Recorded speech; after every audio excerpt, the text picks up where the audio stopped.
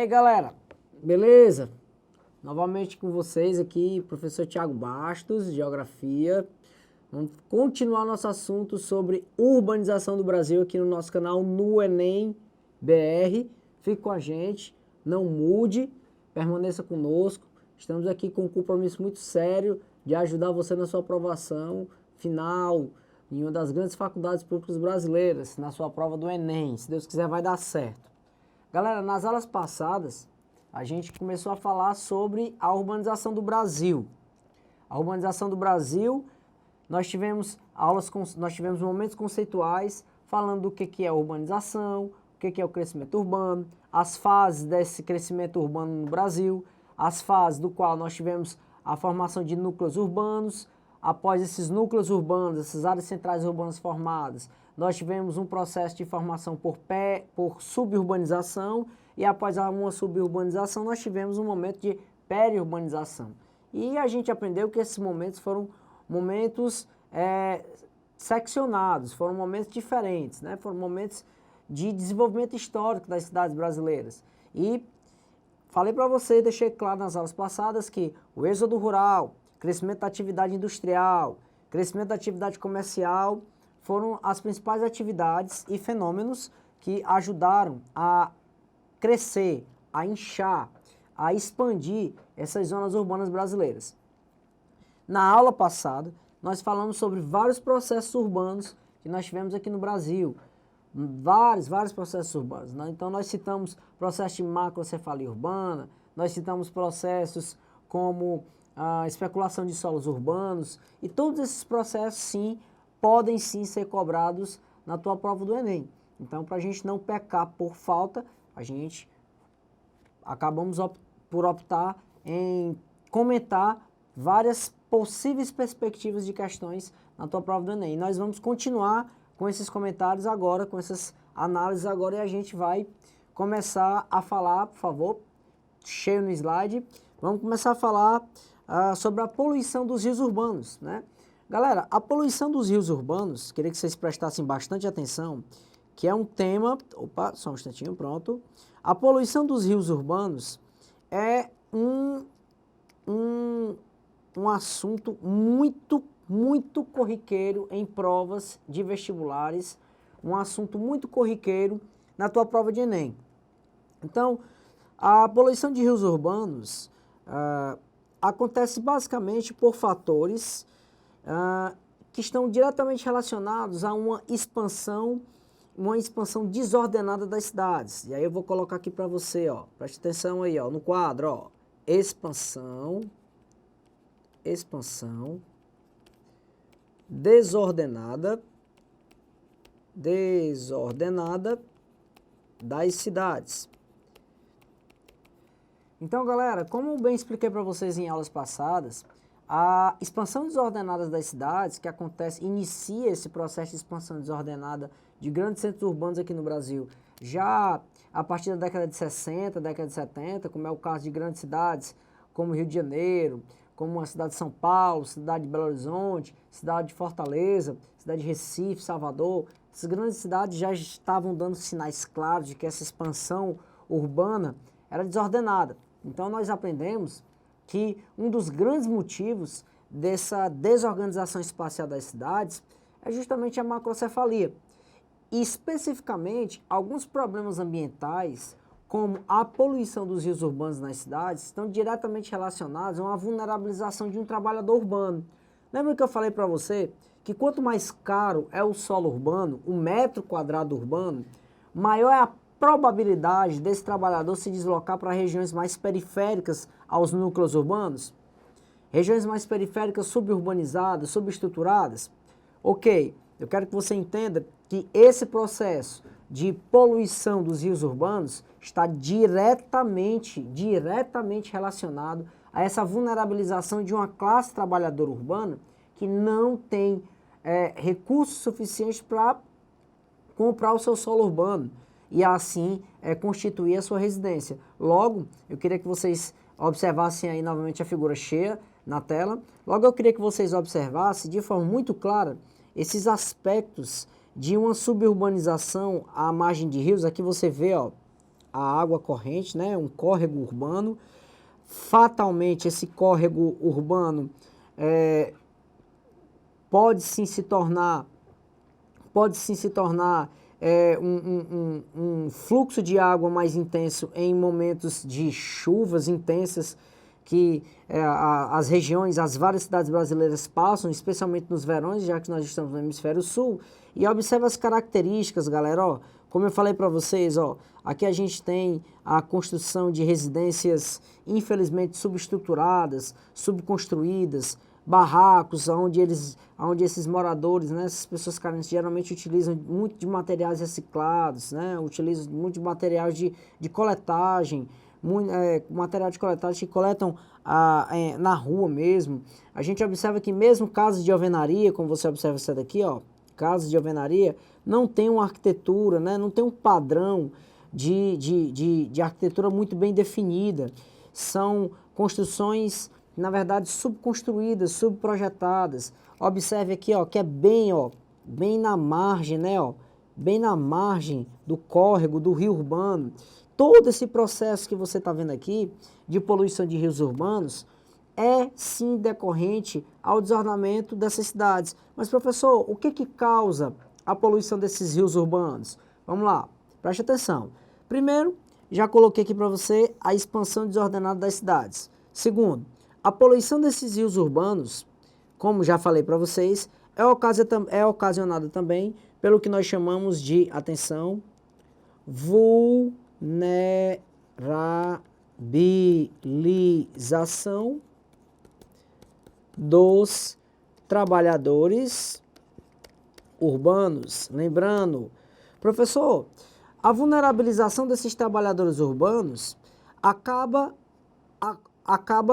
acarretando a construção ou expansão dessas grandes regiões periféricas ou dessas favelas ou comunidades carentes em margem de rio. Exatamente.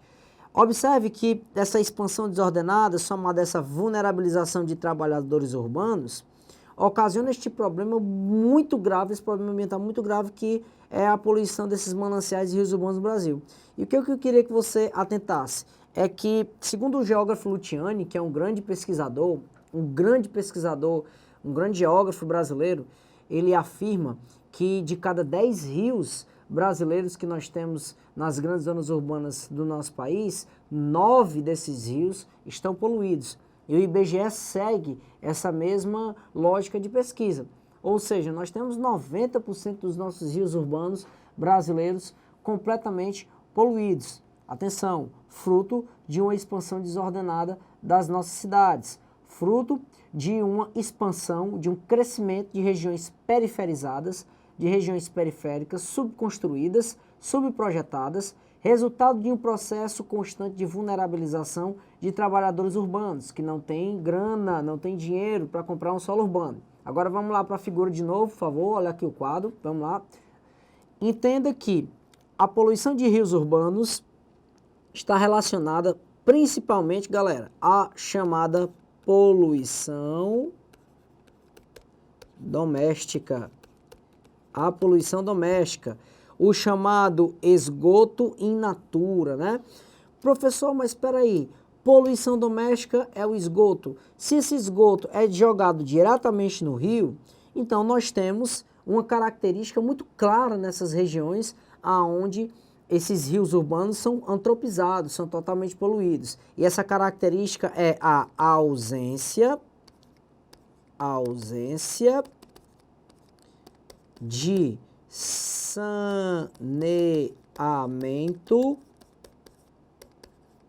básico. Ausência de saneamento básico. Ou seja, a ausência de saneamento básico que já foi comentado com vocês em aulas passadas, na verdade na aula passada, que é um problema seríssimo, não só de estrutura física das grandes cidades, mas também um problema seríssimo de saúde pública, questão de saúde pública nas grandes cidades brasileiras, é sim uma característica extremamente visível, extremamente latente aos olhos de quem analisa esses espaços geográficos urbanos, quando o assunto é poluição de rios urbanos. O que eu quero que você entenda que é uma soma de fatores. Professor, então, dessa lógica, a gente entende que, além de ser um problema social, não deixa de ser um problema ambiental. É óbvio, galera, vamos lá. O princípio da sustentabilidade nos coloca a seguinte situação. O princípio da sustentabilidade nos coloca que essa sustentabilidade deve ter 3 eixos, né? Quais são os 3 eixos de desenvolvimento da sustentabilidade? O desenvolvimento econômico, o desenvolvimento social e o desenvolvimento ambiental. Para que haja a preservação do meio ambiente, nós temos que ter essas 3 linhas de desenvolvimento muito bem desenvolvidas na sociedade. Quando nós não temos pelo menos uma dessas linhas, infelizmente, nós temos uma séria tendência a degradarmos o ambiente, o meio ambiente. Lembrando, desenvolvimento econômico, desenvolvimento social e desenvolvimento ambiental. E aqui na foto, que eu mostrei para vocês anteriormente, que eu vou mostrar novamente, vamos lá. Aqui a gente consegue ver claramente, pessoal, que nós não temos desenvolvimento econômico nem desenvolvimento social para com essa comunidade que vive à beirada deste córrego, deste rio urbano. Dessa forma, o meio ambiente sofre. Os rios urbanos sofrem com o processo que nós chamamos de periferização, que nada mais é, Alessandro, como é o nome, professor? Vamos lá, olha aqui o nomezinho, ó. Colocar no quadro aqui para vocês bonitinho. Periferização. Nada mais é do que o processo de expansão das favelas ou de comunidades carentes ao entorno de rios. Beleza, galera? Vamos lá para o nossa próxima discussão sobre urbanização no Brasil. Galera, agora esse problema que é fichinha muito, mas muito corriqueiro no teu Enem, que é o problema do lixo nas grandes cidades. Os resíduos sólidos, orgânicos ou inorgânicos que as grandes cidades produzem no nosso país. Galera, há um problema seríssimo, estrutural das grandes cidades brasileiras, que é justamente a existência de aterros sanitários nessas cidades. Na verdade, há uma grande carência de aterros sanitários no Brasil, já foi matéria inclusive em jornais importantes como Fantástico, do qual nosso país, as grandes cidades do nosso país, infelizmente não estão dotadas de aterros sanitários para tratamento dos seus resíduos sólidos, seja orgânicos ou seja resíduos inorgânicos. Então a primeira coisa que a gente tem que entender, atenção por favor, olha aqui, a primeira coisa que a gente tem que entender, vamos lá, que lixão, ó, é diferente de aterro sanitário. Lixão é diferente de aterro sanitário. Primeira coisa que eu quero que você entenda. Lixão diferente de aterro sanitário. Pô, professor, mas qual é a diferença? Vamos lá. Observe a foto ao lado da nossa anotação que a gente fez agora. Observe a foto ao lado. Você vai ver que há um acúmulo de lixo na foto, claramente é um acúmulo de lixo, você consegue identificar muito fácil. E nas laterais, aqui ó, observe que nas laterais aqui ó, onde eu estou colocando a setinha aqui ó, tá vendo? Nas laterais, setinha, tá aqui ó, nessas laterais aqui, onde eu estou colocando a setinha, aqui ó, pronto. Nessas laterais aqui, nós temos o solo permeável. Peraí, professor, o que é o solo permeável? Solo permeável é aquele solo que absorve, vou colocar aqui para você, absorve água. Professor, mas não tem problema, professor, o solo absorver água. Eu concordo com você. Inclusive, uma das propriedades do solo é a capacidade de absorção. Mas tem um problema. O problema é que, por conta desses lixões não haver impermeabilização do solo, muitas vezes esse lixo acumulado nos lixões acaba fazendo com que o solo absorva o chamado chorume. Esse é o grande vilão da história, o chorume. Uma vez o chorume chegando até o lençol freático, sendo absorvido por esse solo que não está protegido, não está impermeabilizado nesses grandes lixões urbanos ou em regiões metropolitanas do Brasil, uma vez esse chorume chegando até o lençol freático, galera, infelizmente, nós além de termos um problema ambiental relacionado à poluição de solos, ainda teremos um problema ambiental relacionado à poluição de lençóis freáticos. Então, o grande X desses lixões é justamente a falta de estrutura que esses aterros possuem, aliás, esses lixões possuem, de receber de fato esse lixo orgânico, que é o lixo mais prejudicial à poluição, quando o assunto é poluição de solo e de lençóis freáticos. O que eu queria que você entendesse é que o aterro sanitário, que seria uma estrutura ideal para tratamento de lixo, não são todas as grandes cidades brasileiras que possuem. Com o aterro sanitário, daria condições o aterro sanitário a um processo de compostagem, a um processo de canalização de chorume, teríamos uma condição mais otimizada de tratamento de resíduos orgânicos e de inorgânicos que, infelizmente, os chamados lixões não dão essa condição para as grandes cidades brasileiras. Lembrando que nem todas as grandes capitais brasileiras tratam seu lixo, nem todas as grandes capitais brasileiras, inclusive São Paulo é uma delas, Rio de Janeiro também, Fortaleza, Recife também passa por esse problema. Nem todas as grandes cidades brasileiras tratam seu lixo, nem todas as grandes cidades brasileiras possuem aterros sanitários. Ou seja, é questão recorrente de Enem. Lembrando que essas grandes cidades são grandes produtoras de lixo. Aqui em nossa cidade de Fortaleza, nós produzimos nada mais, nada menos do que 25 mil toneladas de lixo dia, ok? O censo diz 25 mil toneladas dia. A cidade do Rio de Janeiro, salvo engano, produz uma quantidade de lixo bem maior. São quase 78 mil toneladas de lixo dia que vão sim para algum aterro sanitário ou, infelizmente, vão para lixões em regiões metropolitanas do Brasil. Então, galera, o grande X do problema do lixão, atenção, a produção de chorume, processo de decomposição do lixo orgânico, beleza? A absorção desse chorume por um solo impermeável que está desprotegido,